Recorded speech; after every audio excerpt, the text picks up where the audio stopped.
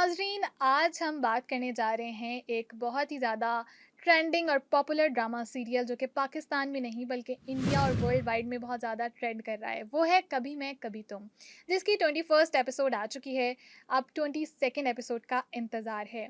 बहुत ही ज़्यादा पॉपुलर, बहुत ही ज़्यादा अपीलिंग और लोगों की इस ड्रामे के साथ बहुत ज़्यादा अटैचमेंट हो चुकी है।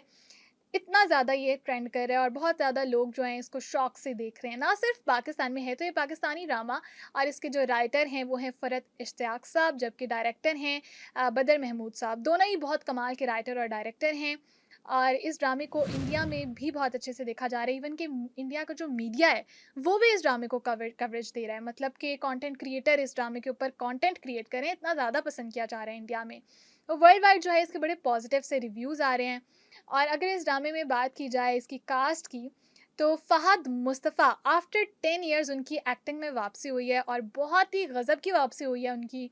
साथ उनके हैं हानिया आमिर, जो कि शर्जीना का करैक्टर प्ले कर रही हैं। शर्जीना जो है वो बड़ी, हानिया आमिर वैसे तो चुलबुले से हमेशा से उन्होंने करैक्टर प्ले किए हैं, बड़ी वो चुलबुली सी और इस तरह की दिखाई जाती हैं, लेकिन ये जो उनका करैक्टर है बड़ा संजीदा सा उन्होंने करैक्टर प्ले किया है और बहुत ही कमाल का करैक्टर प्ले कर दिया उन्होंने। मुस्तफ़ा और शर्जीना की जो केमिस्ट्री दिखाई गई है वो भी बहुत गज़ब की केमिस्ट्री दिखाई गई है।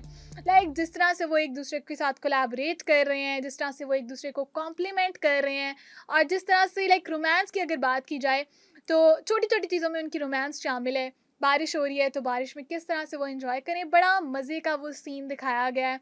तो बड़ी अच्छी सी केमिस्ट्री शो की गई है। अदर देन दिस, अगर इसकी कास्ट की बात की जाए तो इसमें नईमा बट हैं, जो कि रुबाब का कैरेक्टर प्ले कर रही हैं, अदील हैं और साथ ही साथ बुशरा अंसारी और जावेद शेख हैं।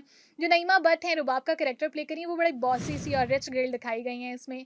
और साथ जो सास और ससुर का कैरेक्टर प्ले कर रहे हैं वो हैं जावेद शेख और बुशरा अंसारी। अच्छा, बुशरा अंसारी जो है ना वो सास दिखाई गई है दो तरह से। एक बहू के लिए दिखाई गई है पॉजिटिव और दूसरी बहू के लिए बड़ी नेगेटिव दिखाई गई। इवन कि उनके ऊपर ये मीम भी बनी थी, वो एक जगह एक मीम पढ़ी थी, वो मीम थी कि शर्जीना की सास इतनी जहर क्यों है।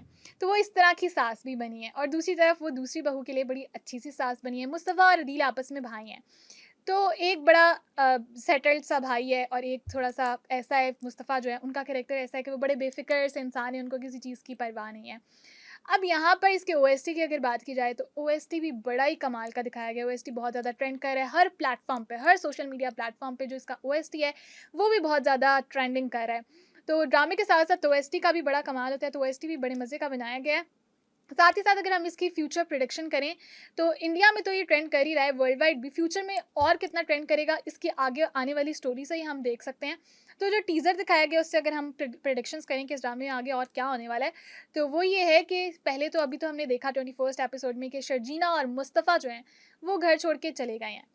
अब वो घर छोड़ के क्यों गए हैं? वो तो इसीलिए अपना घर छोड़ के गए हैं कि वो अपनी जो लाइफ़स्टाइल जो वो कैरी ऑन करना चाहते थे, आपस में जो उनकी कोलैबोरेशन जो केमिस्ट्री है, वो बड़ी अच्छी-सी दिखाई गई है। वो उस तरह की केमिस्ट्री दिखाई गई जिस तरह से जो पॉसेसिव है मुस्तफ़ा शर्जीना के लिए, उसी तरह से वो आगे भी कैरी ऑन रहता। लेकिन अब जो घरवालों का रवैया था, मुस्तफ़ा बहुत ज़्यादा कॉम्प्लेक्स का शिकार हो गए हैं। क्या उनको इस कॉम्प्लेक्स ने ऐसा मजबूर कर दिया है कि उनका माइंडसेट ऐसा बन गया है कि उनका बस यही है कि मैंने पैसे बनाने हैं और वो पैसे बनाने के चक्करों में कुछ ऐसे स्टेप्स लेंगे जिससे शर्जीना जो है वो बहुत ज़्यादा नाराज़ हो जाएगी और शर्जीना शायद मुस्तफ़ा को छोड़कर अपने घर भी चली जाए।